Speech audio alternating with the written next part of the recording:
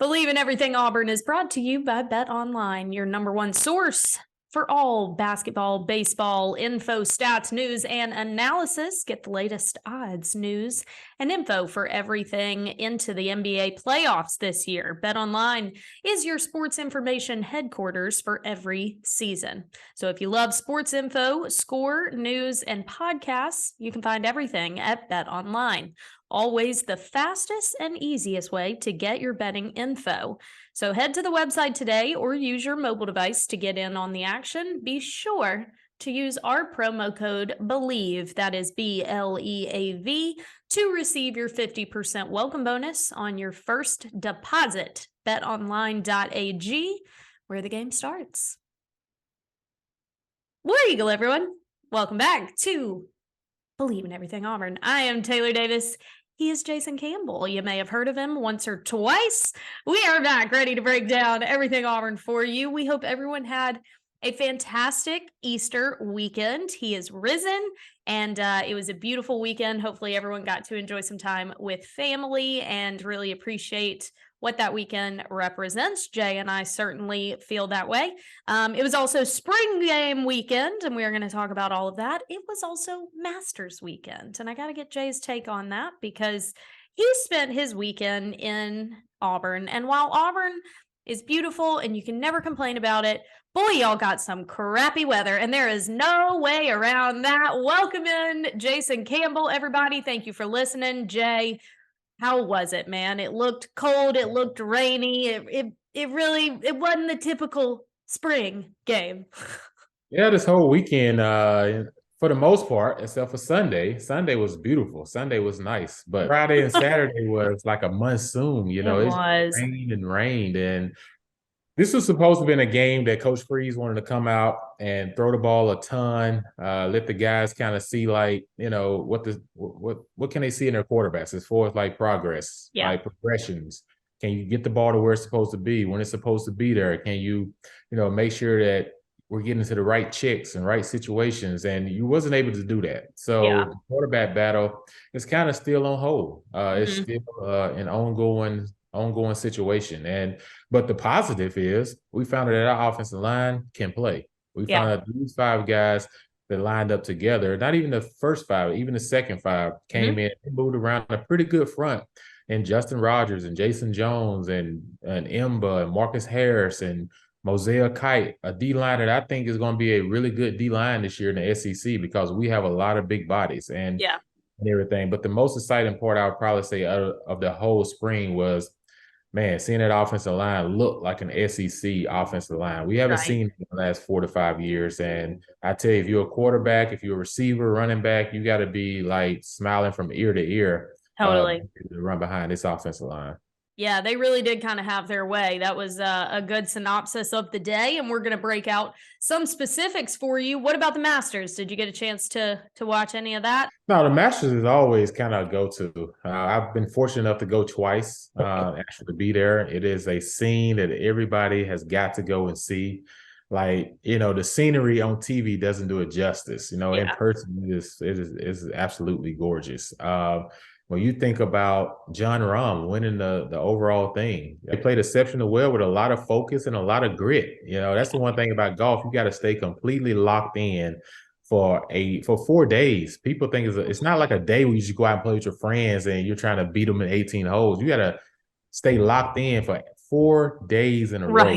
Make the cut by Saturday, So it's a lot that goes into it. But seeing those trees fall was like, crazy, bizarre. I was just like, wow, good thing you hear the cracking and everybody was able to start moving out of the way because that could have been disastrous. So, but overall, though, great weekend. Even though it rained on A-Day, we saw some really good running backs. We saw a lot of positives.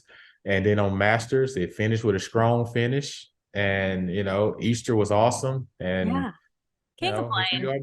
Yeah, can't complain.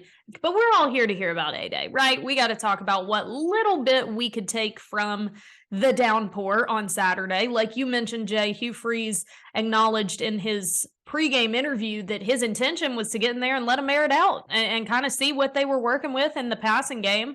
And obviously with the weather, that could not happen. I will say something that was interesting that came out this week, Robbie was interviewed after and asked about kind of where he is versus last year. And he mentioned the coaching and he said, I don't want it to sound bad, but I feel like last year I was just playing on raw ability. I didn't really feel like it was, necessarily the same kind of teaching tools that we are getting this year. Robbie obviously went out there first on Saturday, all three of the guys. I think the only thing that Hugh Freeze kind of alluded disappointment in, because I think the only thing, again, like you said at the beginning, that could really be taken away from a quarterback situation, it's just kind of decision making, a little bit of decision making. Are they going to run it majority of the time? Yes. But Hugh Freeze did happen to be mic'd when TJ Finley threw into triple coverage instead of hitting the check down on the outside. And Hugh was like, why do you throw into triple coverage? Like that should not even be like something we're working on at this point. So that was the only thing that I think showed a little bit of frustration in terms of that. But we got to start with the quarterback because that is going to be the narrative of this team moving forward until season. If you Google Auburn football right now, so many of the headlines that come up are people saying Auburn's quarterback is not currently on the roster. People really feel like this team doesn't have their guy. And whether or not Robbie, TJ, and or Holden change that narrative before August is up to them. And whether or not this staff dips into the portal to find that guy, it is up to the coaches. So give me a little bit of what you took from Saturday, what little bit there was, and maybe what you would be doing if you were Robbie, TJ, or Holden, given, the narrative that's out there right now. Well, all those are fair points, Taylor, and you've really done your homework and your research. I try. I'll say this. Yes, the transfer portal has moved up. It's now April 15th to April 30th. So things are going to change here really quickly in the next 5 days. So there's guys that are on this roster right now that have to make decisions over the next 5 days if they need to stay here. Are they going to have an opportunity to grow here? Or are they going to come to a mutual decision between them and the coaching staff to move on? Right. The other aspect of it is when it comes to quarterbacking, you always have to anticipate noise. Like, it doesn't just go away. Even if you're a starter, you're still going to hear noise. So if you're going to play this position, especially in the SEC, you got to have thick skin. You got to have your mindset locked on what's in front of you, not what's going on all around you. And if they understand anything about college sports, how did Robbie Ashford get here? Transfer portal. How did TJ Finley get here? Transfer portal. Holden Gerner got here through high school relationship where he was signed with the old regime. So everything is new to Coach Freeze. Coach Freeze is not tied to either one of these guys. And so if you're one of these guys, you need to be trying to figure out a way to show him that I can be the guy. And like I said, Robbie did what he does normally. Like, they had some design runs for him. He was able to run and scramble. He had the one completion on the seam ball for 39 yards. And like I said, TJ threw it in triple coverage one time. And, Holden didn't really get a chance to throw it to light, threw a nice flat ball one time. So there wasn't anything to grade from a passing concept. Now, from just getting the ball, like, would it be in the first spring game and would it be in raining? We didn't see fumbles, which was really good. That's so true. We didn't see a lot of false starts, which was really good. And those two things, because what happens if we get into a rainy game in the fall? It's a great point. We can go back to the spring and say, hey, we've been here, so we know that we can run the ball. We know that we can play solid defense, and our guys didn't have problems handling the ball in the weather. And I mean, it rained, not rain, it rained. So I thought those were all positive. Now, with the portal coming up, is there a chance that Auburn goes and get a quarterback? I think you should, in two reasons. One is you need to add depth at the position. Yeah. Number two is if you are a TJ Finley, if you don't feel like you're going to be the guy, do you stick around? I was going to ask you that. These next 5 days. Robbie really doesn't have a choice. He has to graduate first. Holden really don't have a choice right now. So those two guys are going to be here. TJ is the big question mark. And then after that, if there's a guy out there that can really run the RPO system, because that's all we heard about all spring is how the quarterbacks hadn't been able to pick up on the RPO system as quickly. Right. Go out and find a guy that's an experienced veteran, that's a starter, but not just a starter, but someone that the guys in the locker room be like, oh yeah, I know that cat there, he can play. You know, comes in, it's kind of like instant leadership type stuff. So all these questions are out there, and all of them are reasonable questions. And not only that position, you probably add one more offensive lineman. You'll probably add one more receiver. Okay. You may try to add one more edge rusher. So we'll see what happens. Yeah, I feel like we saw next to nothing, and certainly nothing that we didn't already know. Robbie can run. TJ sometimes makes bonehead decisions. Holden is young, and we don't know anything about him. That honestly, all of those remain true in this game. If I'm being candid, Jay, I'm surprised if TJ Finley stays. I don't see that this is going to be his offense. I don't think this is going to be his system, especially if they dip into the portal, add another one to the situation.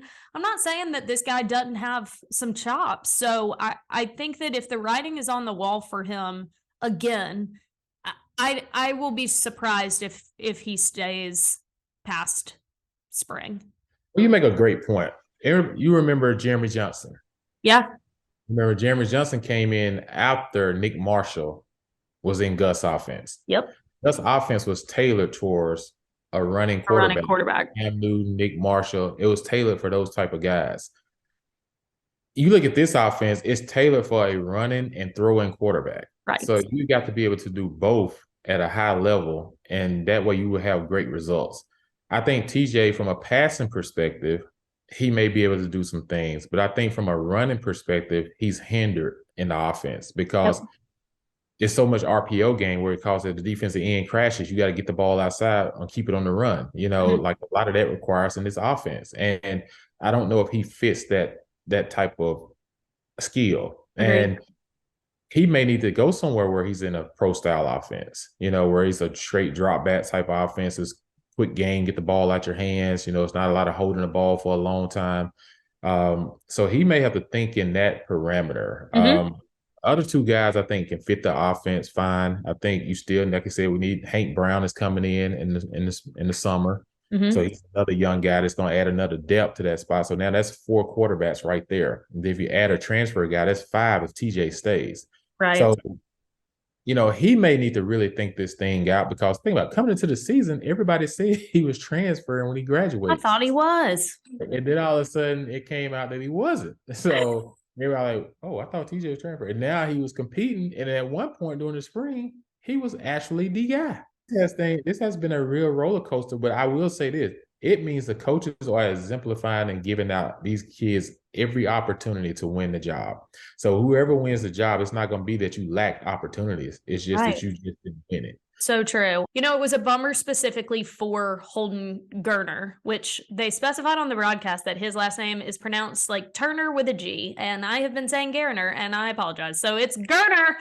What we have heard such high praise about is his passing ability and his accuracy and his arm strength. That is why he was throwing on pro day. That was also the very thing that Brian Harsin sung praises about last year about him. And so for spring game in particular, I was just curious to see this guy's arm ability. And so the fact that we didn't get a chance to see that because of the weather, I think still allows this quarterback battle to be in the exact same situation it was in before spring. But look, maybe we don't know a ton about our quarterbacks, but what we do know a lot about is our running game, because man, all of those backs really impressed. I got so fired up. And you had said, I guess last week, maybe the week before, like our running back room is going to be stacked. Like we're sitting here talking about Jarquez and Damari Alston versus Brian Batty. Well, hello, let's talk about Sean Jackson, who put up 77 yards on the day, and Justin Jones with 50 yards. 5 guys who got in the game, and literally against a stout defensive line, as you have said, they made their presence known. They were shifty. They were smart. Sean Jackson is a brick house. I mean, I was so impressed with this running back. room. And like we said last week, Jeremiah Cobb is not even there yet. I mean, if you need proof of Cadillac's influence, look at that running back room. No doubt. And the running back room is continuing to grow. This weekend, Taylor, I know you wasn't here, but when I tell you, like, I haven't seen this many 4-star, 5-star recruits at a spring game in years. Like, it was completely packed out. So they had some guys on campus this weekend, and Auburn is on the right track when it comes to recruiting. We're not going to be second to any when it comes to that department and getting guys on campus. Now that Freeze has been here, yeah, like, he knows what he's doing in that department. When you talk about the running back room, though, yes, Jarquez didn't really play much, which we expected. He's already proven. There's no need to throw him out there, especially in those wet conditions. But Brian Battie looked really good, showed a lot of his quickness. A guy that we can utilize out of the backfield in the screen game. He's really a track star type athlete who was an All-American kick returner. But to get this guy in the screen games and open field with safeties and linebackers is going to be a nightmare. When you talk about Damari Alston, man, great kid, great character on the field and off the field. Like, his teammates just rave about him. Coaching staff rave about him. He's the guy that got a little bit of experience last year, but he's going to be a guy that can give Jarquez a little bit of a breather when he comes in the game. He's another guy that can hit the hole quickly. He can get positive yards. Sean Jackson, wow, a guy that earned a scholarship last year. Didn't play a lot last year, but earned a scholarship on his way through training camp. And now you look at this guy. Oh, man, he was like a bowling ball. Like, we have guys that can hit on our defense, and he was falling forward. Running through them, yeah. Like, so he's a guy that in short yardage situation, I know Jarquez can handle that load, but just in case you want to not get him beat up for the duration of the season, you can put in some short yardage situations and say, hey, go get us 2 to 3 yards. We need so them. True. So, this room is loaded. Even Jones, the other kid, he had a really good run, 35. He did a great job running as well. So I'm excited about this room because these guys seem like they feed off each other. It's like one comes out, the other one goes in. It's like I'm trying to prove a point because reps are limited.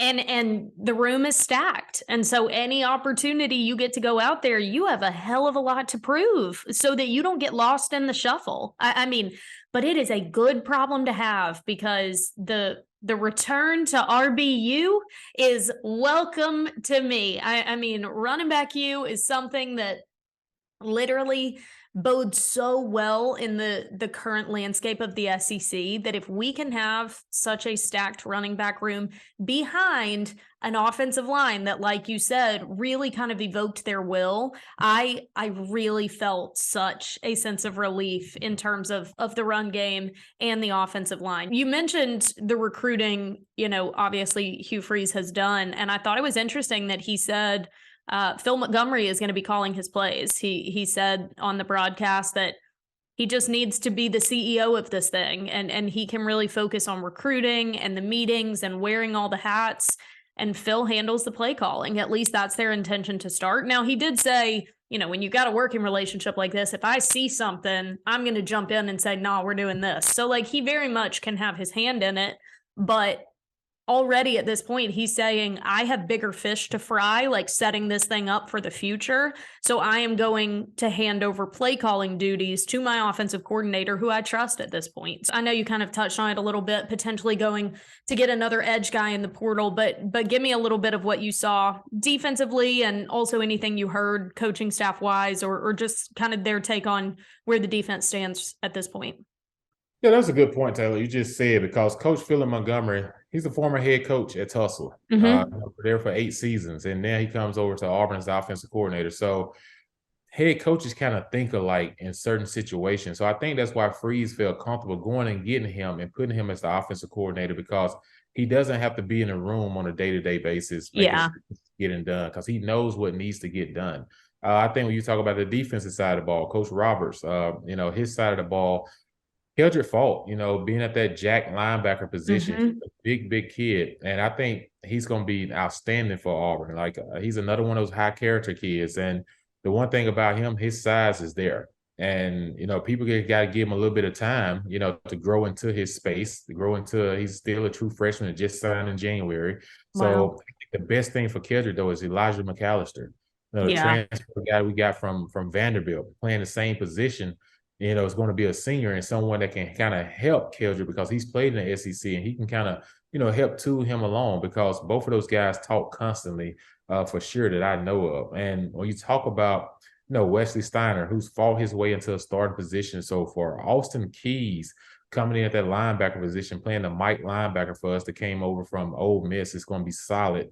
And Cam Riley at the other position, Sam, not the inside of the Sam linebacker position. He's going to be a guy as well that can do some really good things for us. So this defense is up front. I think we're really, really good. I think Marcus Harris is a name to pay attention to. I really do. I think, everyone knows about Justin Rogers. He has high expectations this year, but Jason Jones and Emba are like the two treetops. Yeah. These guys 6'6", 300+ pounds. Like, they're huge. Lose, So, yeah, this is going to be a big front D line, which helps out what? Our secondary. Yeah. Secondary is led by DJ James and Nehemiah Pritchett, two seniors that decided to come back for their senior year. And I think which was the right decision because both of them could use an extra year. But they have young guys behind them that are studs. Keontae is a hybrid guy. Donovan Kaufman is still there. You still got Kyan Lee. Kyan Lee is a guy that the guy that we flipped from Ohio State to Auburn. And he's there and been making a lot of noise early on here in spring ball. And you talk about that. JD Rim didn't even practice this spring because he's injured. Right. He was highly touted a year ago coming into Auburn. So our young guys have got some really good seniors in front of them to learn from, but they're going to be a really, really good group for the next couple of years. And Jalen Simpson moving to that safety position from corner, gives us someone that understands and some veteran presence back there. There is such an experience level on this defense, and where the offense seems like there's so many question marks and a lot of moving pieces and heck, potentially pieces that have yet to be added. I think this defense is in a really good situation, especially in Ron's system. So very exciting to continue to get closer to season. Obviously, spring is now behind us, the first spring under head coach Hugh Freeze.